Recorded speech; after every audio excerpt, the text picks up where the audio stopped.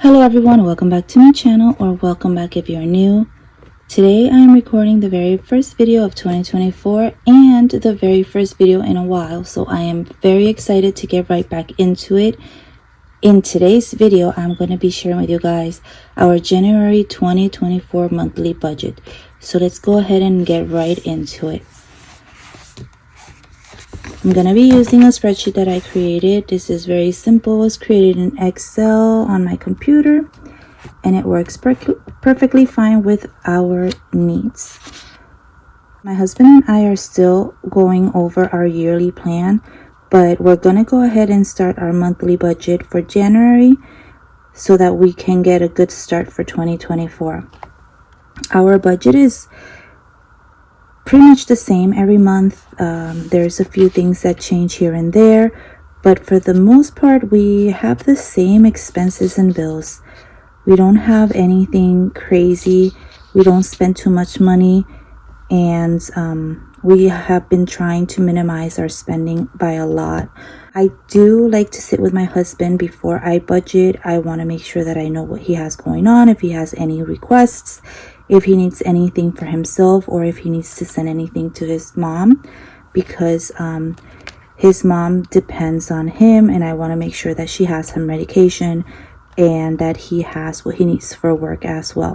So we budget our paycheck with the minimum income possible, which means we don't budget any overtime because we don't know if there's going to be any overtime or if there's going to be extra income coming into the house. So we just go off of the bare minimum. In this case, we're going to be working with $7,200 for the month. So I'm going to go ahead and write it down here. Okay, so our bills are always the same, so I'm gonna go ahead and fill these out really quickly. For rent, our rent is $2,475,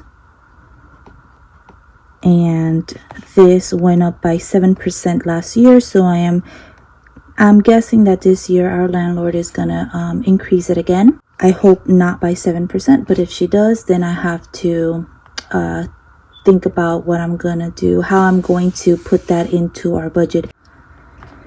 So for internet, we pay $109. Okay, our car note is $363. This is one of the bills that I am hoping to pay off this year. That's one of our goals, to pay off our car note by the end of the year, and we're going to be working towards that. Our electric, we are on a budget plan, and it's still a little high, but it's $150. Netflix, we pay $30, or I allocated $30 to it. New Jersey gas, this one is also on a budget plan. It is still quite high at $250. Then our cell phones, this one right here is a killer, but cell phones, we have my mom, my dad, my 3 kids, and my husband and I, so we have a lot of people on them. Everybody took on new phones, so it's a 3-year contract, so we're down 2 years, so we have 1 more year to go. I think one of those lines finished paying. One of those phones, we finished paying them in a couple of months, so that's going to drop another $20 or $30 from here. So we'll see by next year if it goes down by a lot more. Our car insurance, I dedicate $230 to that. The Easy Pass, my daughters use it. They have to travel for school. So every month, it kind of like refills at $30. So I always leave $30 in the checking account for that. Gas for our car, I always dedicate $200 for it. It's a little bit high, this amount. It's just in case we have to travel for the kids. They have games a little farther away, but we live really close to the workplace, so this really helps a lot. And if we don't utilize all of it, it goes into the buffer, so that's good. School lunches, I do like to leave $200 in the checking account just in case the kids decide to eat snacks or want to eat lunch at school. I still pay lunches for 4 kids, for 4 of my children, so that's enough for the 4 of them for the month. Donations, I don't have anything this month. We do donate on a 3-month basis, so every 3 months we donate to a sport organization which helps children achieve their goal, and that is not due until March, so I'm just not going to put anything here. Honduras, we do. My husband sends his mom an allowance of $350, so we have that there. Okay, so let's go ahead and add this up and see how much it comes up to.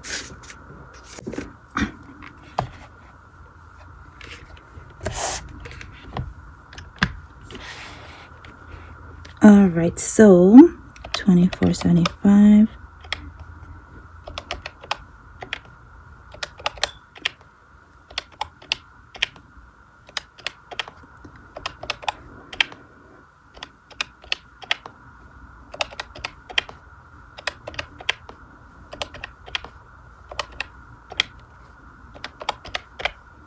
All right, this comes up to $4,812.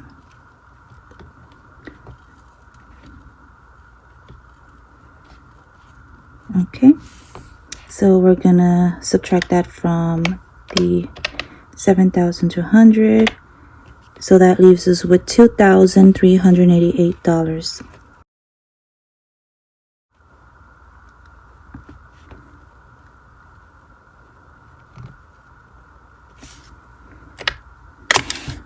Our bills are on a high because of our rent is super high and the phones. So let's see how we can, I'm hoping that we can work something out there because it's crazy. I am well over my 50% only on the bills. Okay, so let's see. We do have credit cards still. We did pay one off completely and then we have to put some more on it. So we have to work on getting those credit cards down again. I am going to be recording a debt confession update. What's it called? A debt update soon. So stay tuned for that. Gonna see if we were able to achieve any goals, if we were able to reduce our debt, or if we put on a lot more debt than what we were able to pay. So we will see. We will get there when we get there. Okay, so we will see how that one goes. So affinity, we're gonna do, I try to put 3, I think it's like $250. So I'm gonna do $300 towards that card. Best Buy is $150 minimum payment. Medical, I do have a couple of medical appointments coming up, so I'm gonna leave $150 there. The loan, I'm going to be putting $300 towards that. I'm hoping to get this one paid off by February, so I'm going to be working on that one really aggressively. Costco, we're going to do $250. And our credit card, $300. This is one of the new ones we have. So let's go ahead and add this up.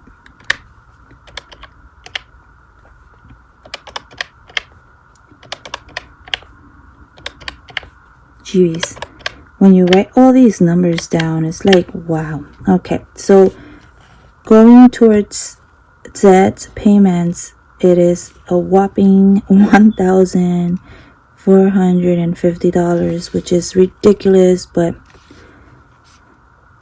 we should be getting close to our goal by May. I'm hoping by May. So let's subtract this from the total we had left, which is 2,388, and now we have a total of $900.38. $938.00. Nothing for subscriptions.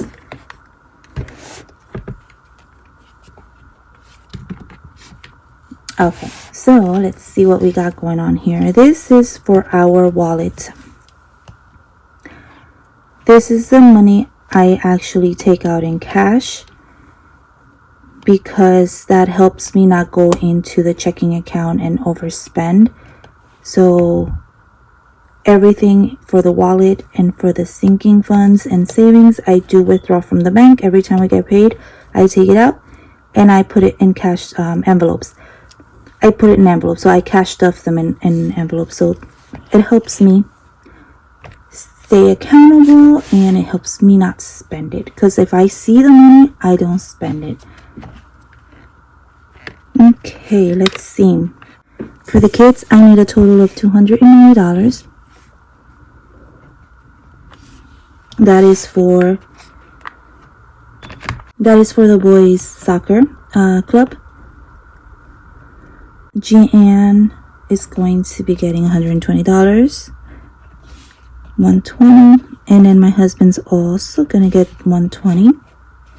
For groceries, I am only gonna allocate $150, and yes, this is unrealistic. That number is super low, but my dad helps me with groceries and he spends about $150 weekly, so that is a lot. If you come to think about it, is I'm putting $150 plus he's putting another like $350, $400 a month. So that's a lot of food and it's a big help. I've tried to tell my dad not to, but it does really help our budget when we do not have any overtime. So that's why the groceries amount is so low. For utilities, I am going to be saving $20 the month of January. Then let's see.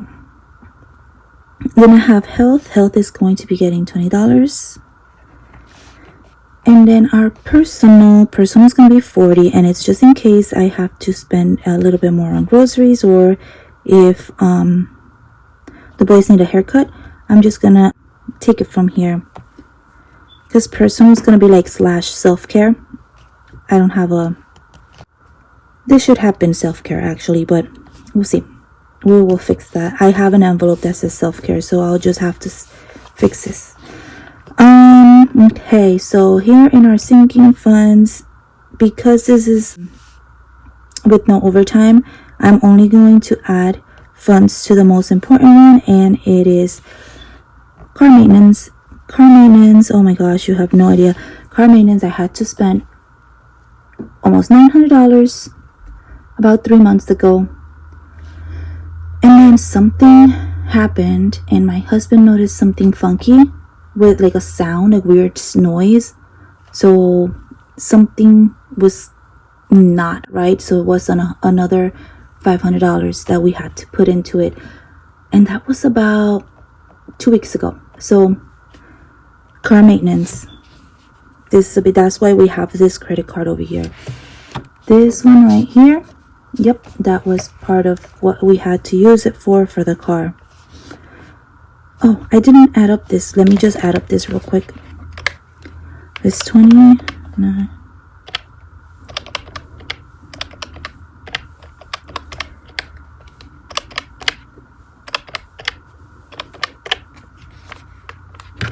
So we're gonna keep $760 in cash minus the $938. That equals $178 left. So now here we have 50 minus 50. So we're gonna have $228.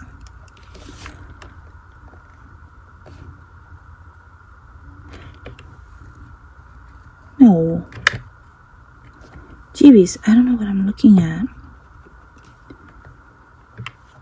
178 minus 50. 128. Oh my goodness. Okay. So we have $128 left over, which are going to be for savings. So anytime we have money left, it's going to go to our savings. It's going to be 128. If we make more money than this, then that money is going to be divided between paying off the debt and saving. I'm going to concentrate on that. So 128 minus equals zero based budget. So every dollar, every penny has its place, and this is what we're going to be working with. So at the end of the month, I am going to come back to this and I'm going to put the actuals. I'm going to put the actual income that came into the house, and then we'll see how much money we allocated to debt and how much more money we allocated to savings. So that is that, guys. We are done with this, and I hope you guys enjoyed this video. If you did, give it a little thumbs up, give it a like, and I will talk to you in my next video. I will be uploading a bi-weekly budget, so stay tuned for that. See ya. Bye.